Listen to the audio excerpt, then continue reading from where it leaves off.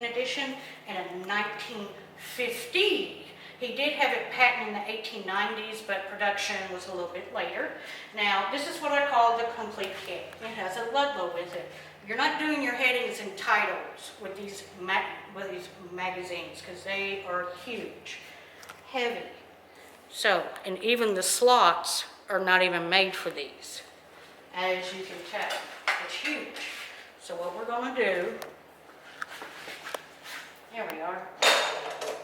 There we go, we're all set up already. Here, we'll just compounding stick. Instead of setting my letters upright, we're going to slide her out. And here we are, we got us another W. I'm showing you nothing but W's, it seems like. Tighten it up. And of course, we got Washington in reverse, of course.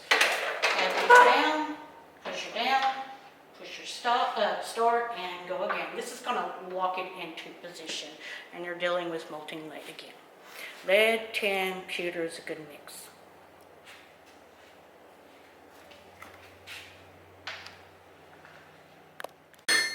Today, try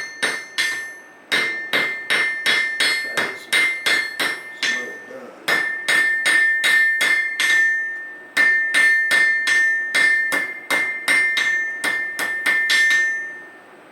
Well, that's not the prettiest thing I've ever seen, but I'll make it work.